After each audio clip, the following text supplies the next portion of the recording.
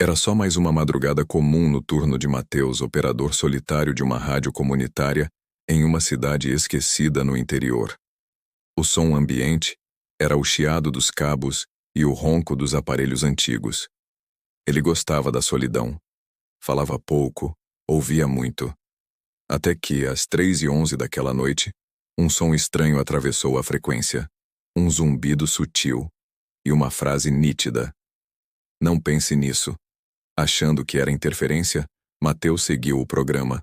Mas nas noites seguintes, o padrão se repetiu. Sempre no mesmo horário, sempre com uma nova frase. Não duvide de si. Ela vai te procurar. Saia agora. Nenhum nome, nenhum som identificável. Só palavras que pareciam ditas diretamente para ele. E o mais perturbador, todas coincidiam com seus próprios pensamentos. Cético, testou tudo. Mudou os cabos, reconfigurou antenas, trocou aparelhos.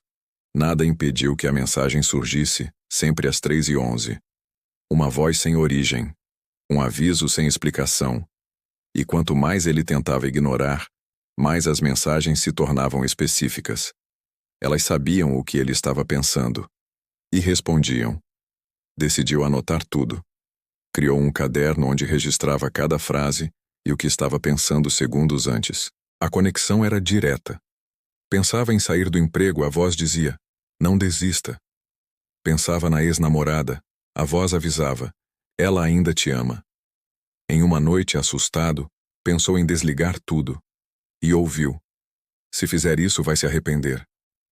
Com medo, mas também fascinado, Mateus começou a testar a voz. Pensava frases aleatórias, imagens absurdas, perguntas sem lógica. E a voz reagia, às vezes com silêncio, outras com frases vagas. Mas havia momentos em que parecia emocionada, como se houvesse alguém do outro lado tentando manter a calma, tentando ajudá-lo. Passaram-se semanas. Mateus parou de dormir direito. A ansiedade crescia. Em uma noite particularmente silenciosa, pensou, quem é você? E a resposta veio de forma diferente. A pergunta certa é, quem é você? Aquilo mexeu com ele. Como se a frequência não apenas respondesse pensamentos, mas também colocasse dúvidas novas em sua mente. A partir desse momento, a voz parou de apenas responder. Começou a propor. Dizia, sintonize a 78.3 amanhã. Não fale com ele. Atrase o anúncio. E toda vez que Mateus seguia as instruções, algo incomum acontecia. Um ouvinte evitava um acidente.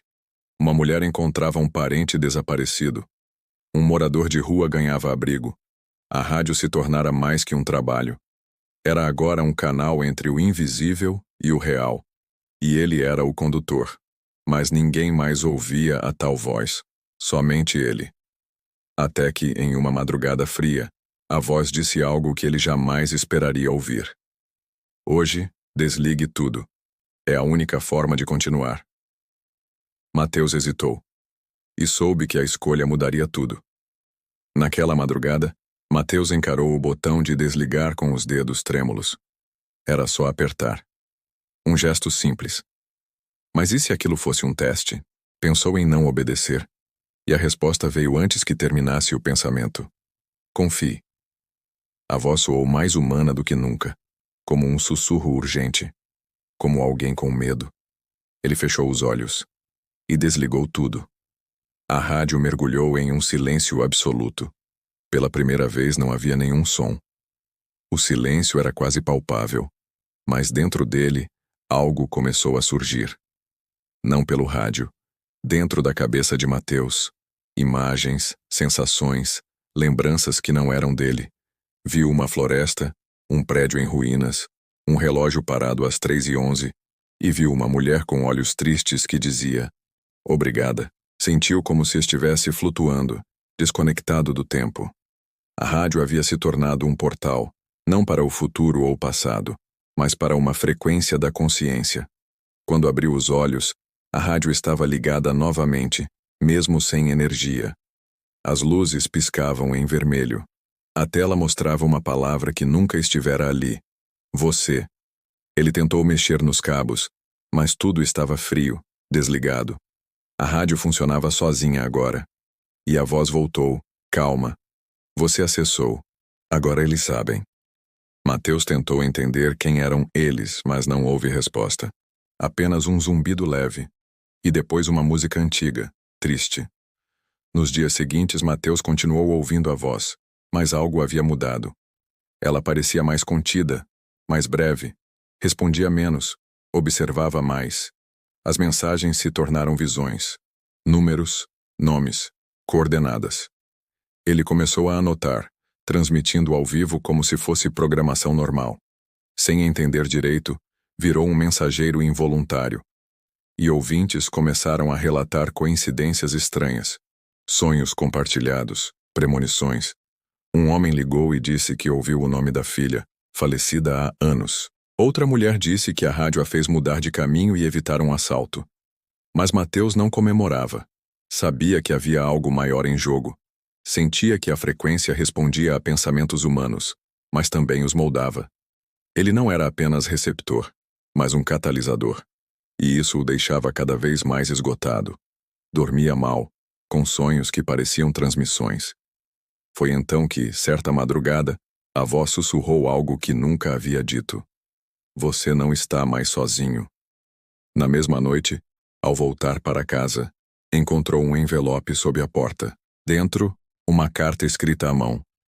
Continue. Estamos ouvindo também. Aquilo o deixou dividido. Quem eram essas pessoas? Haveria outros como ele, sintonizados em outros pontos do mundo? Ou aquilo era mais um truque da própria frequência?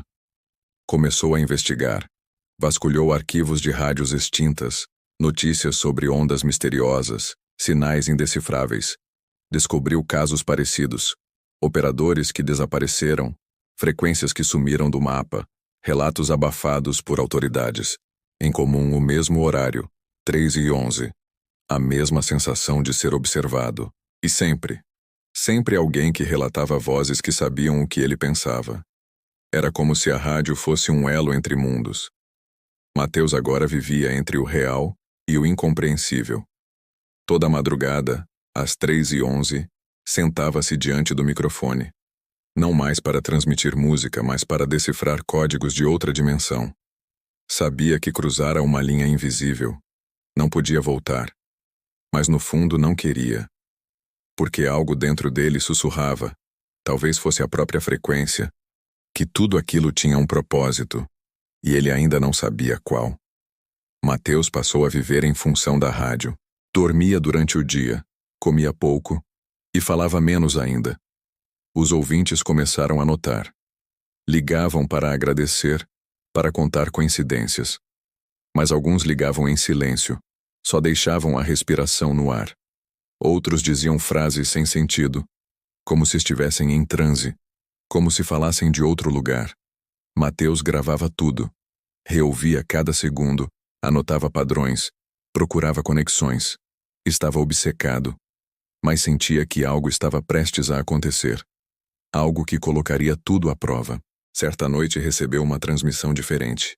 Era uma voz infantil, suave, que dizia: Você chegou até aqui, agora precisa escolher. A tela da cabine se apagou.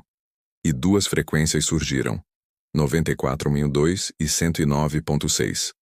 A voz disse: Uma abre, a outra fecha. Mateus entendeu que não era uma escolha técnica. Era espiritual, existencial. Um caminho levaria ao fim de tudo aquilo. O outro aprofundaria o elo, talvez sem retorno. Pensou em desligar tudo, em sumir. Mas a rádio parecia viva, como se respirasse com ele. Não era mais um aparelho, era um organismo, uma consciência. Escolheu a frequência 94.2. No mesmo instante, a cabine se encheu de estática. A luz piscou. E ele ouviu centenas de vozes ao mesmo tempo, todas dizendo a mesma coisa: Agora é com você. A partir daí, a rádio nunca mais foi a mesma.